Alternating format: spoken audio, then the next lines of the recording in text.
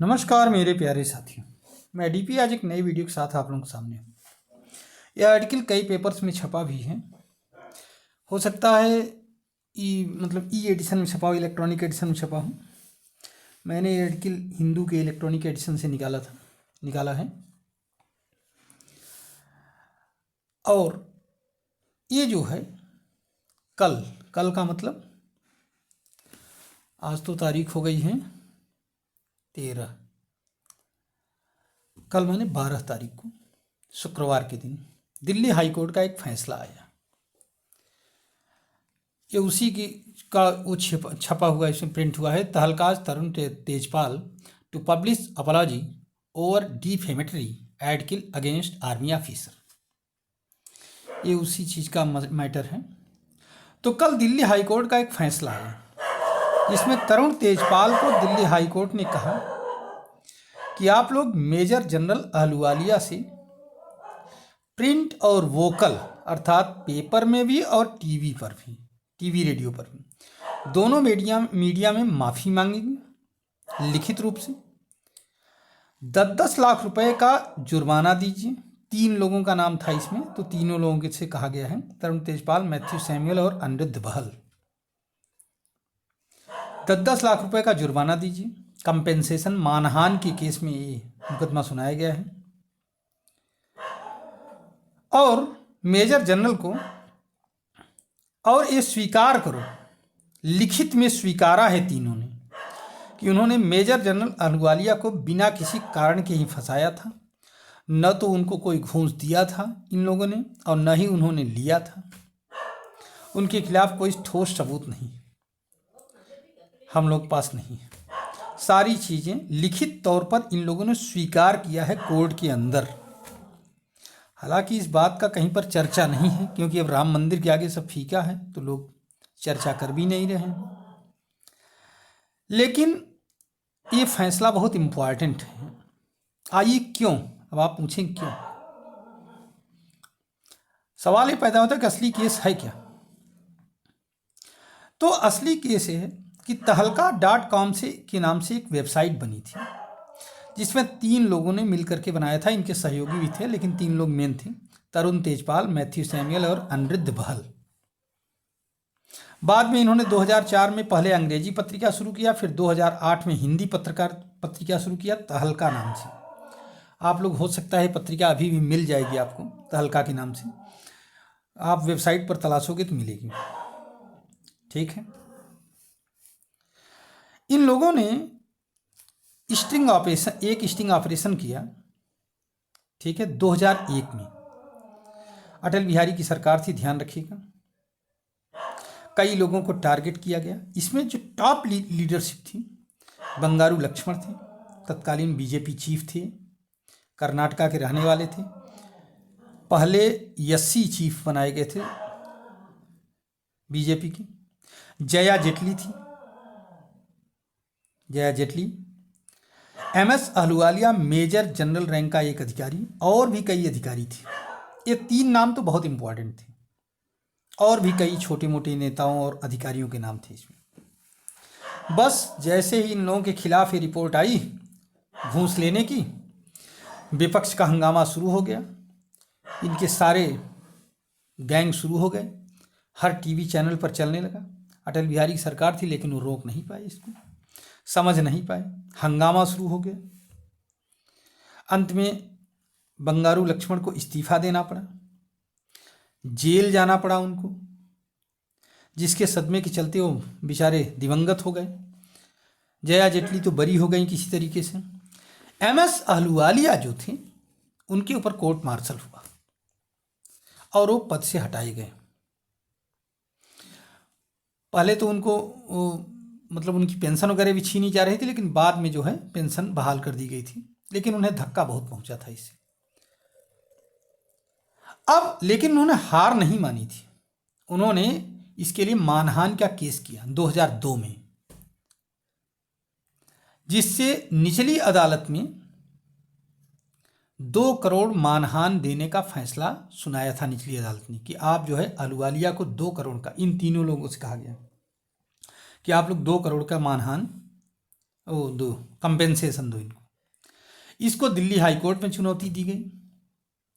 इसमें supreme court का आदेश भी शामिल है।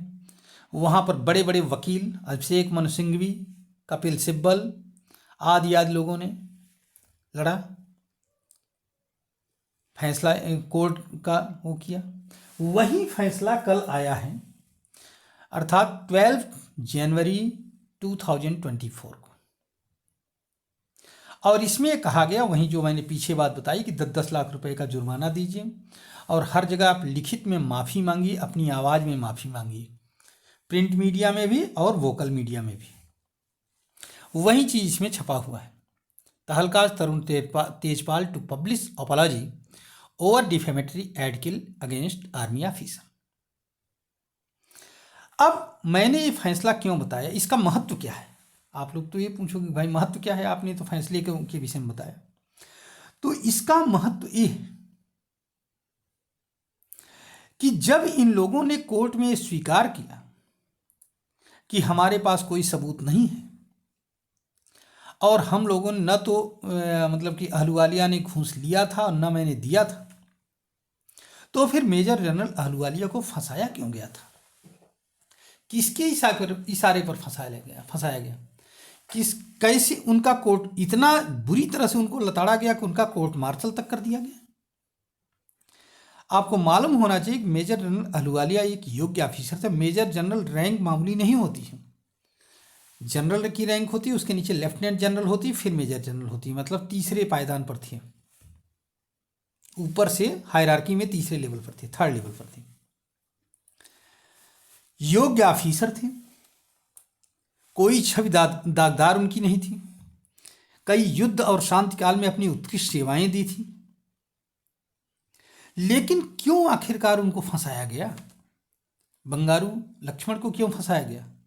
क्या कारण था? तो बंगारू लक्ष्मण को तो फंसाने का कारण समझ में आ गया, क्योंकि उसके बाद से इतना हंगामा बढ़ा कि बीजेपी इलेक्शन हार गई।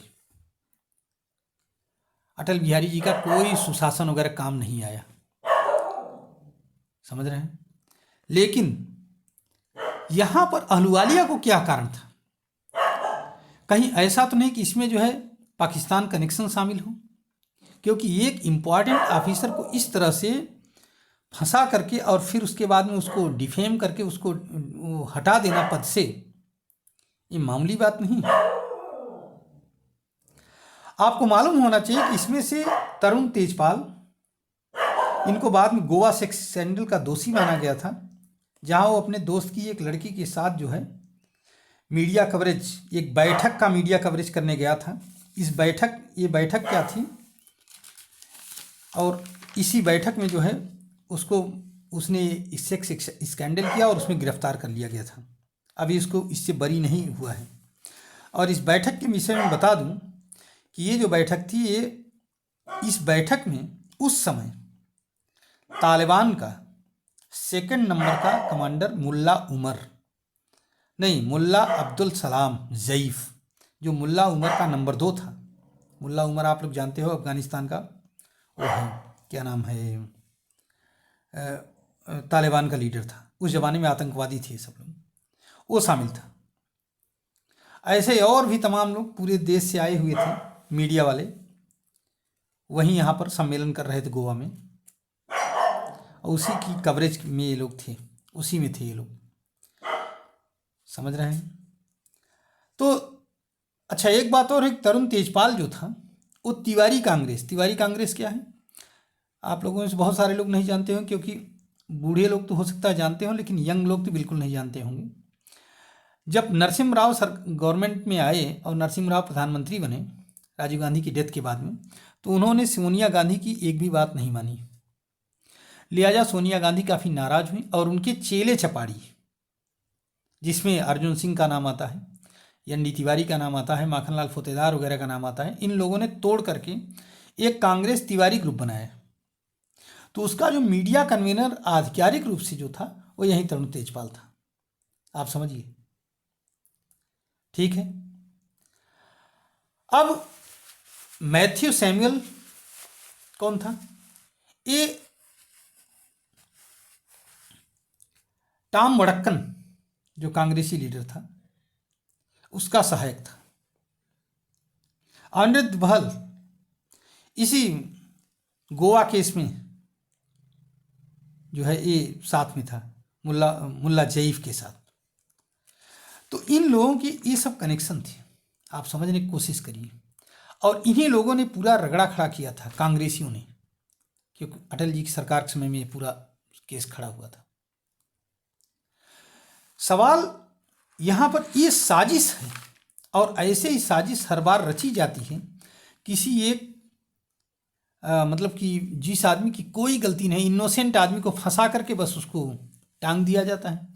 ये तो अहलुवालिया जैसा आदमी, मेजर जनरल अहलुवालिया, जिसको मैं तो सलाम करूँगा, कई बार सलाम करूँगा, सत सत नमन है उस आदमी को कि उसने 21 साल तक लड़ाई लड़ी, 23 साल तक, सॉरी 23 ईयर्स तक लड़ाई लड़ी।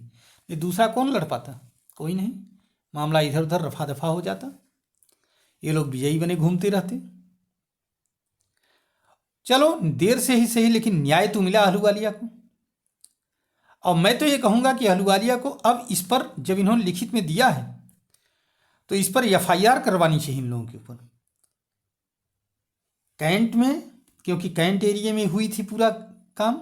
और मिलिट्री पुलिस के सुपुर्द इनको जाना चाहिए, NIA के सुपुर्द जाना चाहिए इन लोगों को, जिससे कि पता लगाया जा सके कि आखिरकार किस कारण से अहलुवालिया को फंसाया गया था, जब उनके खिलाफ कोई सबूत ही नहीं था, उन्होंने न घूस लिया था न दिया था इन लोगों ने, तो क्यों ऐसा किया गया। अब देखिए अब इस पर जो है आगे सरकार क्या करती है, या अहलुवालिया जी क्या करते हैं। मैं तो अहलुवालिया जी से अब अगर हमारी बात सुने तो मैं यही कहूँगा कि कायदे से उनको जो है इनके खिलाफ FIR करानी चाहिए और फर्दर इनको कोर्ट में घसीटना चाहिए। धन्यवाद, नमस्कार, जय हिंद, जय भारत, वंदे मातरम।